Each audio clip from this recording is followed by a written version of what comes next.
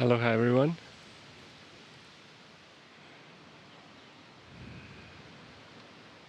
And as every day and every session we come back to our heart and we take a deep breath with our heart.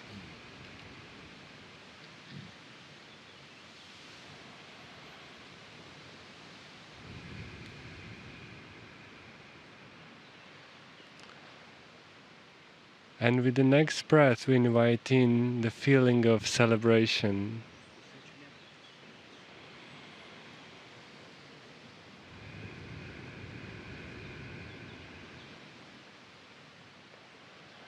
And a feeling of completion.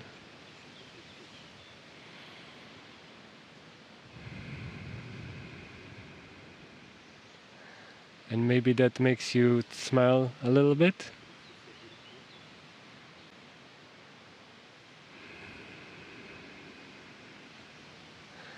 And this is the energy that allows for deeper integration of everything that's been happening.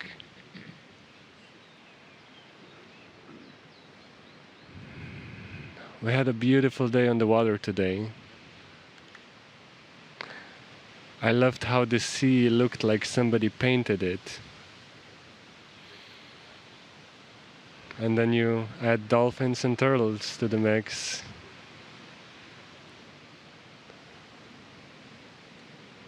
And in the morning we experienced Risa's dolphins and the serenity, the peacefulness, and the heart communication that they represent.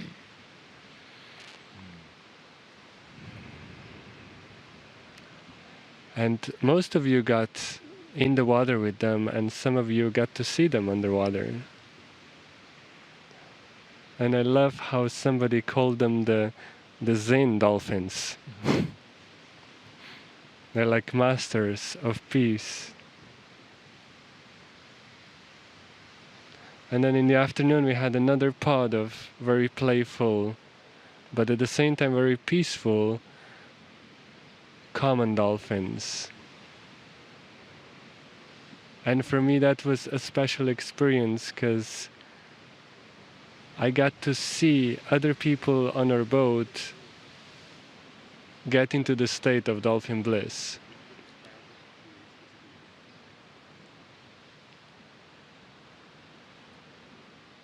And I was one of those. So I just want to,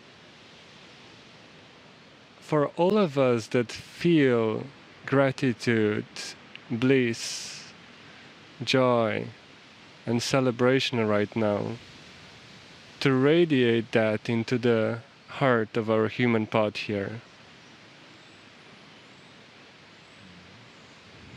If it's already in your heart, then it's in the heart of the whole group here.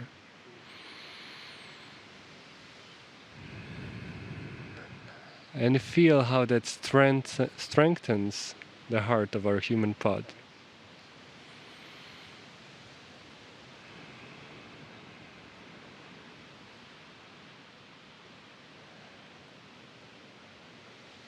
And then we add a feeling of celebration that Gaia has for us. Can you feel that? The island celebrating us.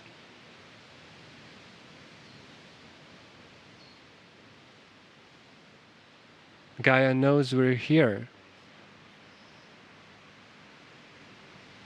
She feels us, she loves us, and she celebrates our very existence. So we take another deep breath as we add that energy to the resonance of our human pod.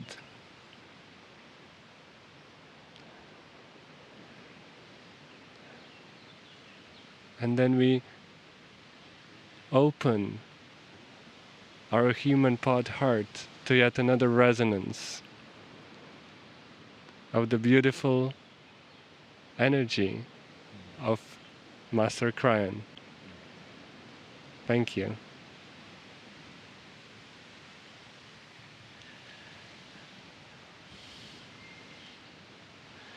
Greetings, dear ones. I'm Kryon of Magnetic Service. This is the 10th channel, the final one of the Azores series. We are on the small island of Pico still. This was an eventful day as well, where many experienced the joy, the bliss, and actually felt a connection with the dolphins. The sea was quieter, the sun shone, and Gaia really blossomed for so many. For those in this group, before they go to bed tonight, perhaps they will raise their hands and say, this was a good day. I was in the right place at the right time. We have spoken for 9 channels about so many different things. We've spoken of the islands, the Lemurian connection, the Gaia connection.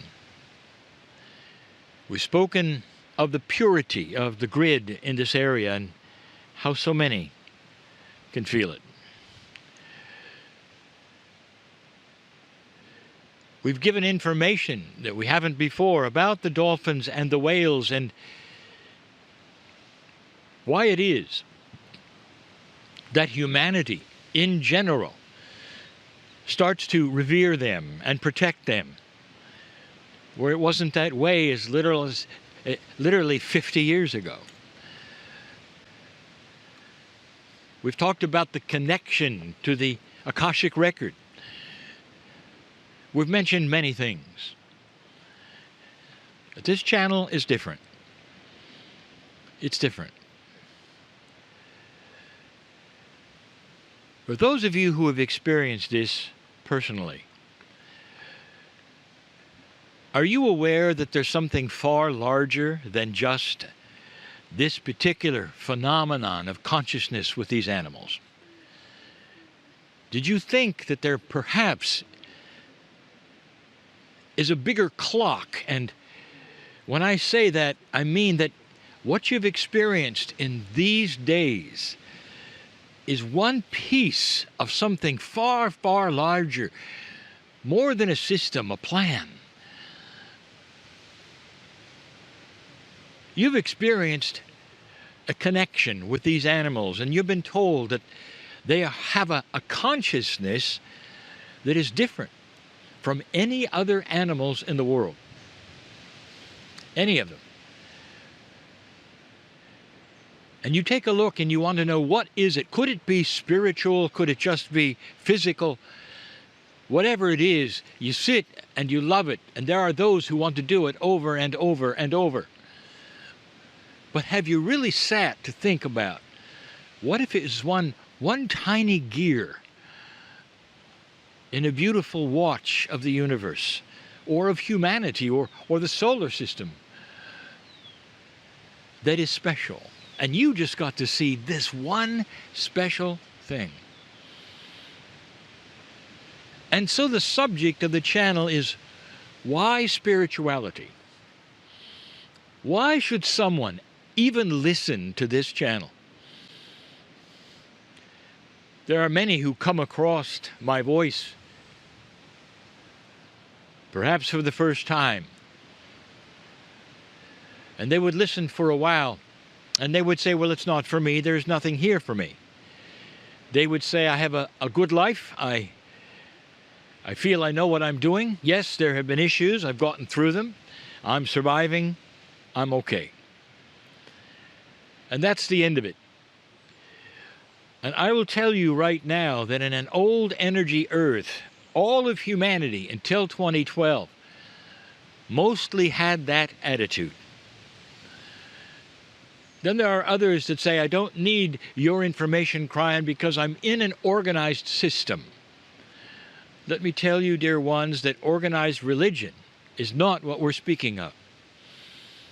Organized religion will give you the rules of the do's and the don'ts, and be careful. But they're not going to give you core spirituality. And that's what we're speaking of. And then there are so many who say everything that you do, as one you would call spiritual or esoteric or New Age, is just so bizarre. I don't want any part of it. I've heard of some of the things you believe, and I don't want to go there.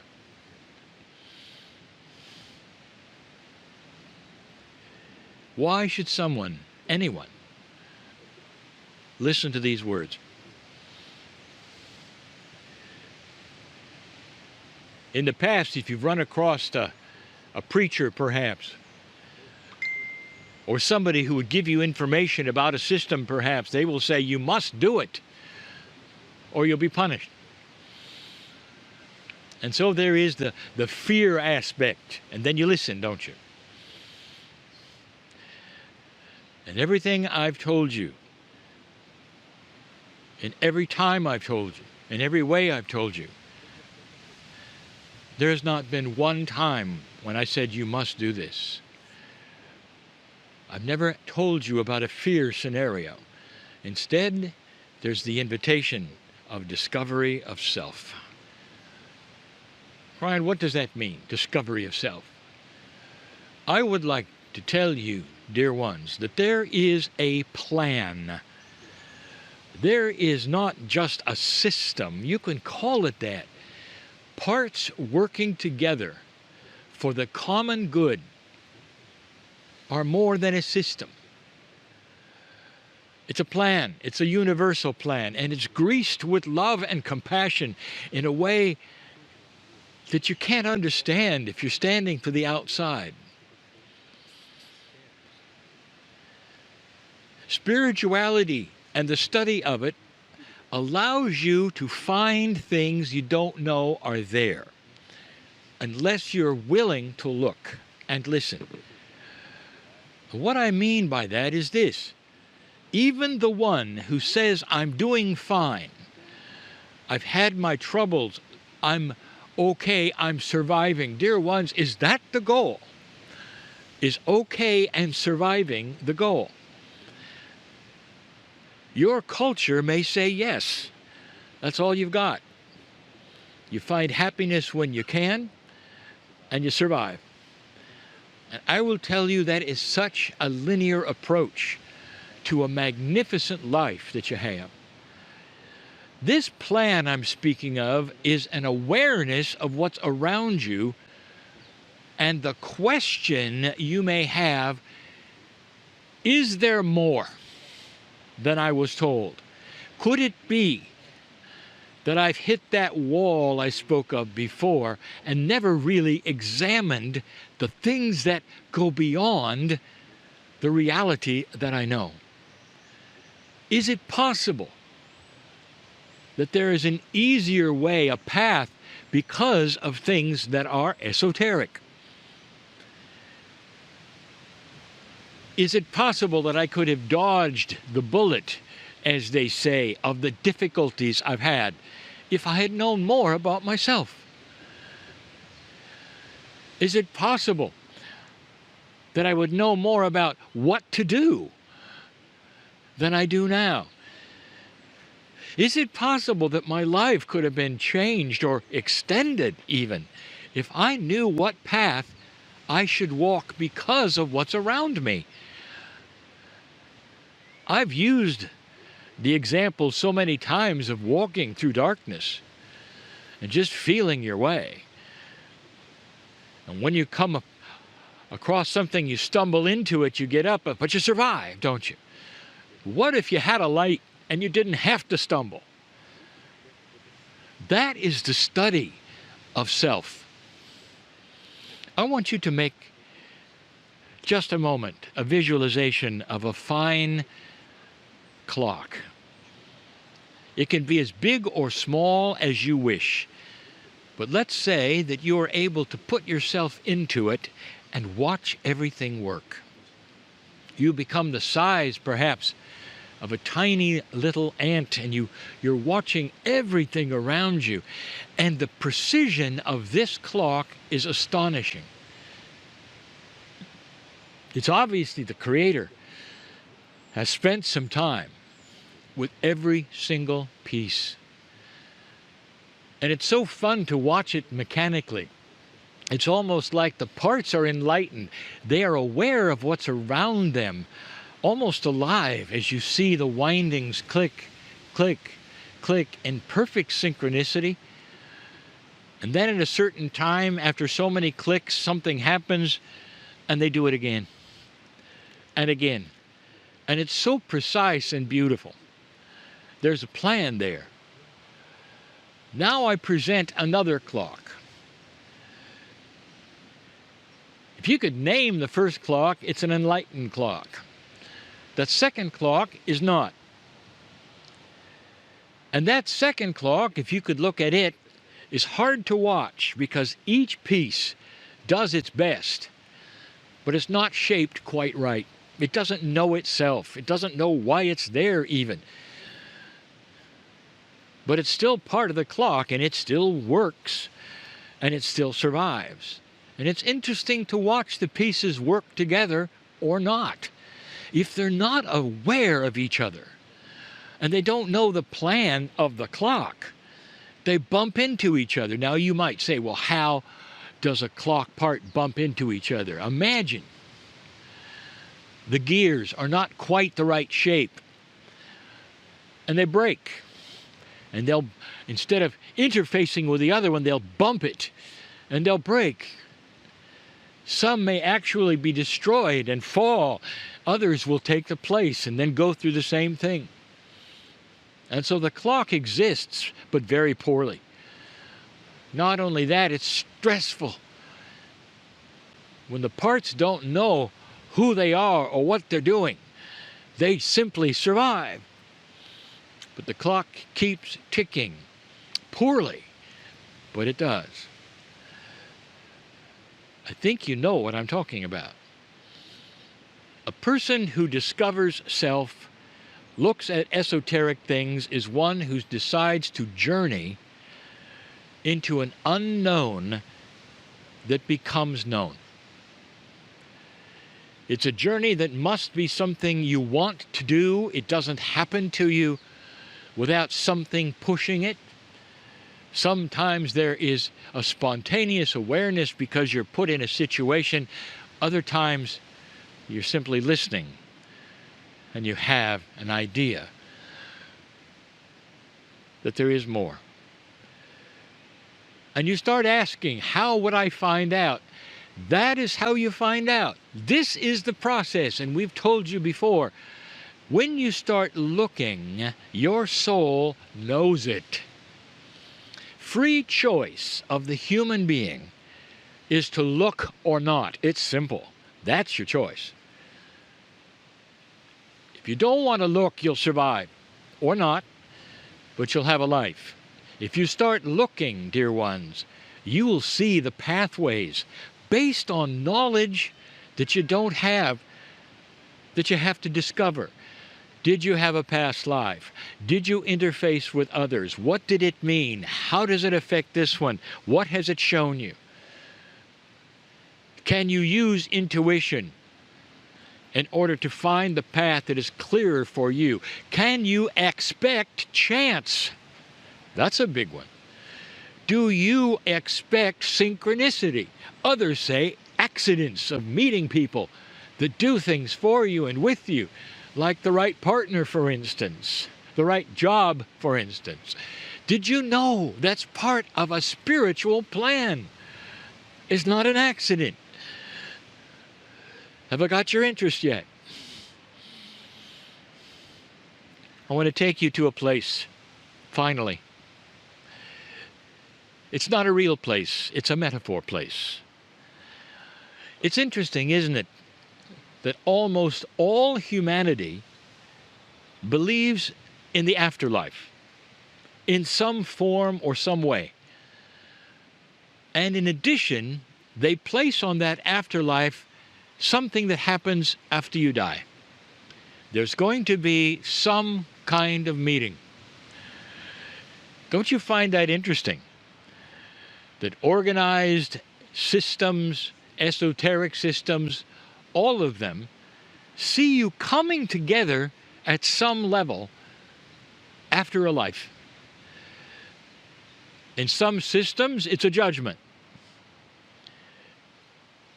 where your soul, if it doesn't come up to specifications, will then be tortured forever.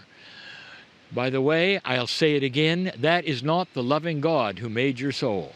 That is not in the plan. It never was. It never will be. That is a children's story. That comes from humanizing God. That comes from your culture, from your father, from your government, from your systems. That's humanism. That's not compassion. Every single human expects something to happen after death. So let's go there. Let's go there in a metaphor. Let's see you after you've lived this life. You're with others. And you have this meeting. And it's a meeting of joy, always. You've come through Earth yet again. You'll have a planning session with those or others, and the light has been turned on. And what I mean by this, you know everything. And you're sitting down at this beautiful table. Call the table the sky, if you wish. Or the mantle of compassion of God, you're sitting at it as a soul, and you're discussing what happened. And you go around the table, you've got plenty of time. For there is no time. And you're going around the table and you hear the discussions. How was it for you? And the one soul, they said, well, my name was Frank, and I didn't find it. And there's no sorrow, but everybody understands what Frank means. Frank walked through life yet again without looking past the survival. Frank didn't go into looking for himself or asking some of the esoteric questions of the universe. Did I live before? What's the purpose of a soul? Is there more than I was taught? Could it be that there is beauty in everything? Is it possible that Frank could have learned he was magnificent? Instead, Frank learned he was born dirty. And Frank says, I can hardly wait to get back because I know there's a new energy. And I know what I know now. And when the veil comes down and I'm a human again, I can hardly wait to work the puzzle because I know I can find it.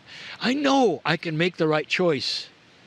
Around the table, 80% of those who had died in perhaps the past day or so and were meeting together now as souls had the same story. Until the one soul. And the one soul said, my name was Sally. And I found it.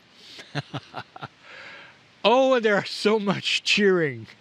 They're so pleased with one another. And Sally tells her story. And she says, I started looking. I wasn't young. I had spent the time with my children. Like so many young people, they're busy. But just shortly after that, I started awakening and asking the questions and talking to people because I became curious. Could there be more? And there was. I learned through my life the potentials of my past and what created some of the problems I had as this soul walking the earth. I found out, and because of that, I had joy and was able to find a better path that didn't have those pitfalls in them. I found my plan. I found that creative niche that I always thought I could be. I could write. I could paint. She said, I never thought of that. I had the intuition, and then the ones I met, oh, it wasn't an accident. that I met the right people. And my life was blessed because I knew I was magnificent. And there was silence at the table until one soul who said, "My name was John.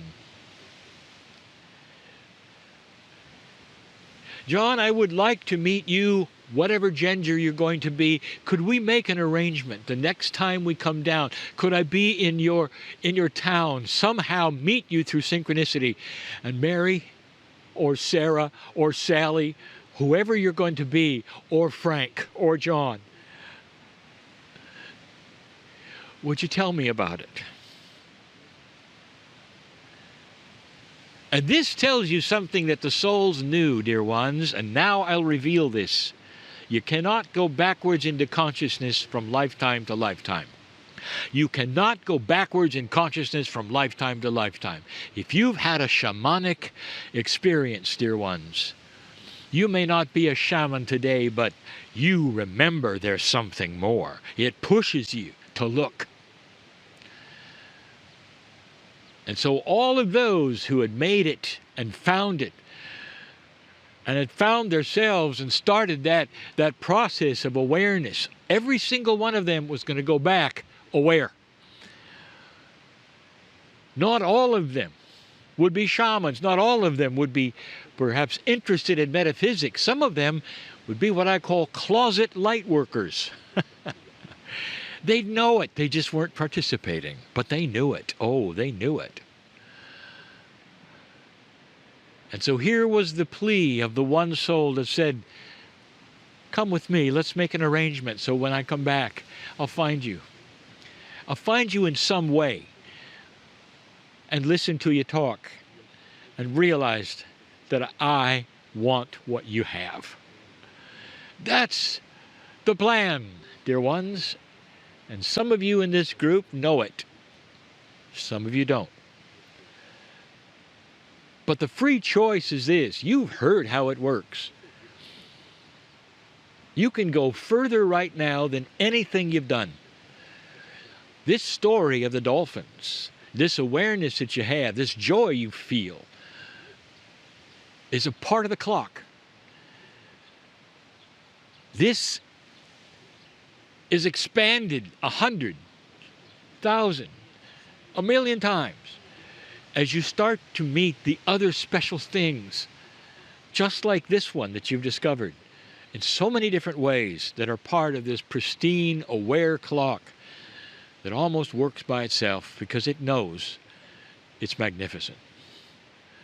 Why spirituality? It's the rest of the story. That's why. Think on these things. And so it is.